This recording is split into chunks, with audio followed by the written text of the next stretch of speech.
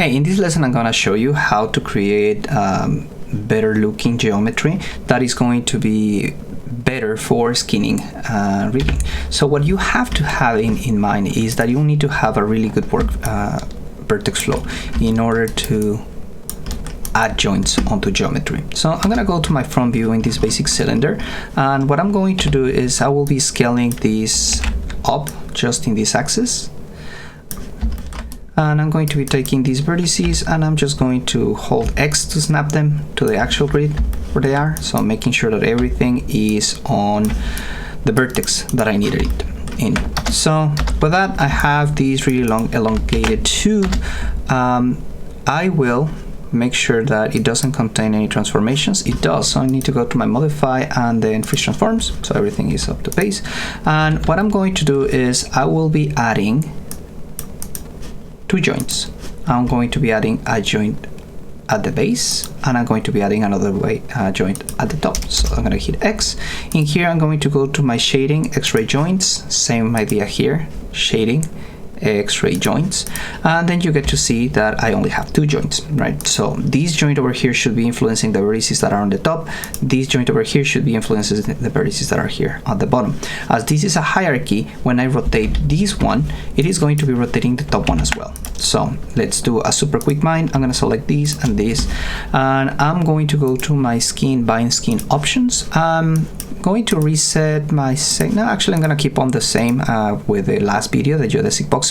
I'm just going to be doing a 64 resolution. I don't care about precision right now, so I'm just going to hit bind my skin, and now as you can see, when I select this thing on the top is going to rotate. So everything seemed to be working so far, but I'm going to be selecting my mesh and I'm going to go to my skin and then unbind my skin.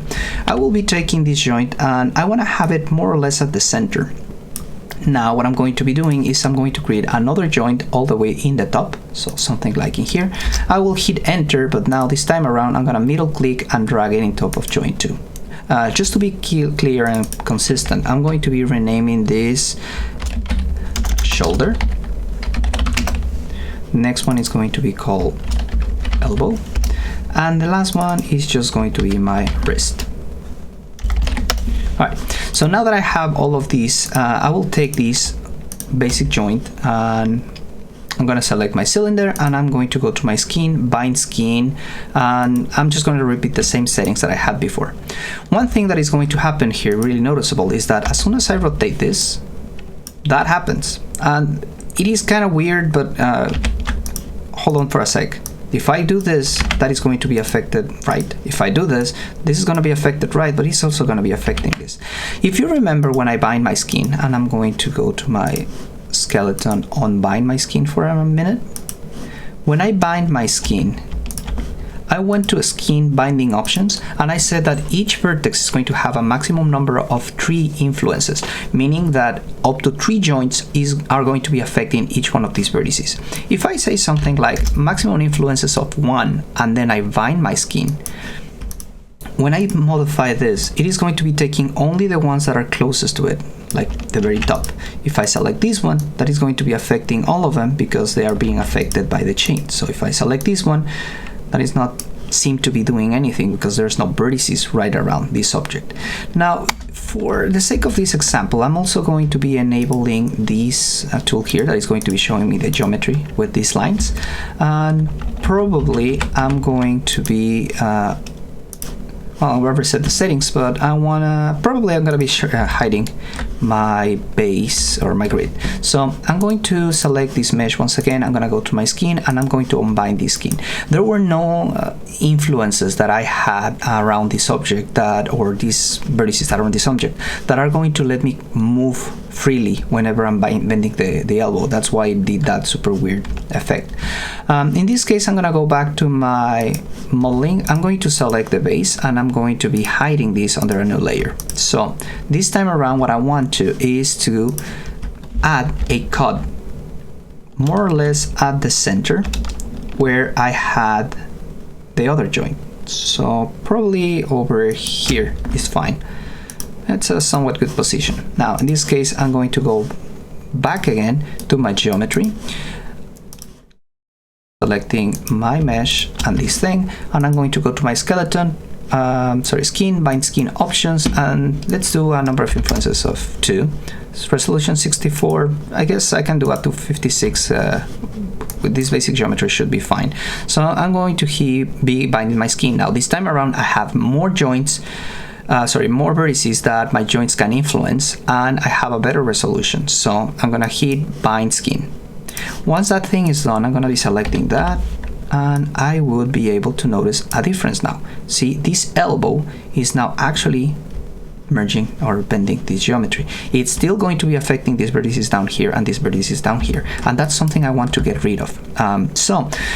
In order to get rid of those, as I did before, is I will be selecting this object and will be going to my rigging, painting, and I'm going to do something that I told you last video not to do, and I'm going to be basically floating these influences to 0, the ones that I have down here. Oh, I did it in the wrong one. It should be on the elbow. So that way, as you can see, I'm removing the influences on 100%. This is somewhat bad because, as I mentioned in the past video, when you do this, you don't have control over where the influences are gonna get. But also, I'm going to be unbinding this in a minute, so it doesn't really matter. Notice how there is no influences or no vertices here that can manage the influences that I had on the top. And that's why we are doing this sort of painful bending of my elbow. It looks really unnatural. It doesn't really belong in the real world. I'm losing volume. It's really noticeable. And not the best job for this influence paint, but again, my main idea is how I'm losing the volume around the elbow. So one thing that is going to be helping me a lot, and I'm going to go back here and say skin, go to bind pose, and then skin on bind skin. I'm going to be hiding this layer. But as I was saying, one thing that is going to be really beneficial for me is going to be taking a different approach on my polymodeling, and I need to figure out where my geometry is going to be bending. If this top part is going to be bending to the left or to the right, or forward and backwards. In this case, as I'm just in the front view, what I want to do is make sure that this elbow is bending in this way. So these tops are moving to the side. And as that, this might be too much, I'm going to be making a cut that is going to go something like this in this vanishing point. And then from here, I'm going to be doing something that cuts the elbow in this other direction. So it's going to be more like this. As soon as we do that, what I'm telling Maya is that when I bend, I want this to be the part that is going to be stretching. So this is helping it a bit, but it's not the whole thing completely done. So I'm going to be selecting the 2, and I'm going to go to my skin, bind skin options, and 256 to 56. So this is fine. Once again, now I'm going to select this vertex, this joint, and I'm going to be rotating it. So again, pay no attention to the ones that I have down here. It's easier if I actually just paint them over once again. So let me select the vertices. As soon as I select, I do marquee selection. As soon as I select over a joint, the joint is going to take preference. So I'm going to be selecting these vertices, and I'm going to be painting these influences from my shoulder to a value of 0. So let me float them, because what I want to show you is really just how better the geometry looks like in this case. This looks like a real elbow at this point, because I was actually letting Maya know how I wanted the faces to be stretched whenever I was doing the bend. See, if I do that here on the opposite side, it is going to look super weird, and it's going to go back to that deform issue. See, these faces are stretching in a really rough way, but when I do that in this direction, it looks fine. Let me select the geometry once again, go to the bind pose, and then I'll try to do that on my front view.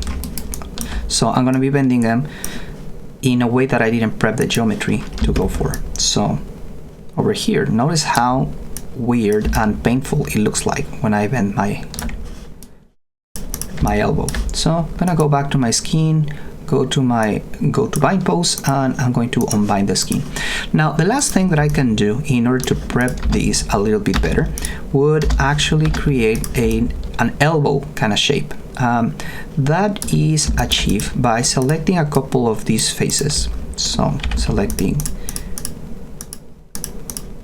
these 8 faces, and I'm going to be doing an inner extrusion. So I'm gonna select that, and I'm going to click on one of these guys, and I'm gonna scale it down like that. I'm gonna scale them down like this. Not so much, because that's actually going to be breaking the geometry. Do you see that? So I'm gonna be pushing them a little bit forward, and that actually now looks like an elbow. I mean, for a basic cylinder, looks okay. For a more complex model, this is gonna look pretty bad. But this is going to help my geometry bend in a better way. It is going to realize, Maya is going to realize how to bend this joint in a better way. I'm going to be selecting these two, skin, bind my skin, and once again, I'm going to have issues with my geometry on the bottom when I bend them. But notice how my shoulder, or my elbow, is working a little bit better. It's working as a real elbow now. And deformations to the side are going to happen, but an elbow is just meant to be rotated in a single side, so that should be okay for that part. I'm going to be hiding these because, once again, this is really distracting. I'm going to be selecting vertices down here, and I will be painting those influences on my tool settings to 0. Not the best thing that I can do, but it's the fastest for the sake of this demonstration. So I will be selecting this geometry, and I will be bending the elbow like that. So that looks a little bit better. I can still modify the influences if I wanted to. I can still fine-tune my painting, but this is what it was missing from the last video, the one that has the claw. I need to prep up a better claw that is going to be a little bit more in line to what an actual geometry that is going to be deforming is going to be presented. And the issue with these things is that they are actually using organic modeling. They kind of look a little bit more round. They are not mechanical anymore. So a claw like the one that I started with is not really going to be work that much on in this particular case. So for that, I'm going to be having somewhat that looks more like a real arm, and I'm going to be showing you some other techniques for painting up your geometry. But in reality, everything sums down to I need to be painting and fine-tuning the individual vertices that I'm going to be working with. So the last thing that I wanted to show you was if I go here onto my vertex and I select the vertices after hiding my joints. If I go to my windows, general editors, and then component editor, that is going to be bringing up the window that tells me for the vertices that I have selected, in this case all of them from 0 to 113, it is going to be showing what are the influences that you have on the skeleton. So remember that this is called shoulder, elbow, and wrist. If I select these guys, these are only being influenced by shoulder. Remember that I floated my influences over to this. With these ones, I have the elbow and the wrist. There are no influences coming from the base, which is going to be the shoulder. And in this case, I have the elbow, shoulder, and I don't have any influences. But notice how all of them are actually adding to 1 or 100%. So if I select these guys and I say, you know, I want to paint them, so I'll click on this tool and then go to my tool settings and then say I want to be painting out of just the wrist. So in this case, I'm not going to be going for 100% or a 0%. I'm going to be a value of 0.77, for instance. When I start painting these guys, notice how the color is going to change. There's going to be a little bit wider, and that is because the influence on the wrist is going to be a little bit larger. Now, even though this window over here doesn't seem to be updating, it is because it's not getting updated or it's not showing the updates in real time. As soon as I click on it, once again, you will notice that this influence is going to be being replaced. That's why we have different modes like the replace, add, or scale, or smooth. These tools, or what these the intended tools are going to do, is going to be just overriding these values. If I say something like smooth, what's going to end up happening is it's going to take a look at the adjacent neighbors, and it's going to try to make something a little bit more smooth or round. When I click back to this thing, it is going to be influenced by those. So I'm going to go back to my shoulder. That is going to be on my vertex side. I'm going to select these guys, and I'm going to go back to my painting. This is going to be my elbow, and in some cases you want to do the smoothing. Notice how the opacity goes to the value is no longer selectable, and that is because it's going to try to distribute these values based on the adjacent neighbors. So this is going to, generally speaking, trying to make it look a little bit more evenly distributed, so probably something like that and something like this. And again, all of this process is really fine-tuning the values. After you've loaded the influences to the value that you wanted, or painted the influences to the value you wanted, you're gonna do the smooth tool, and that is going to make it look a little bit more even.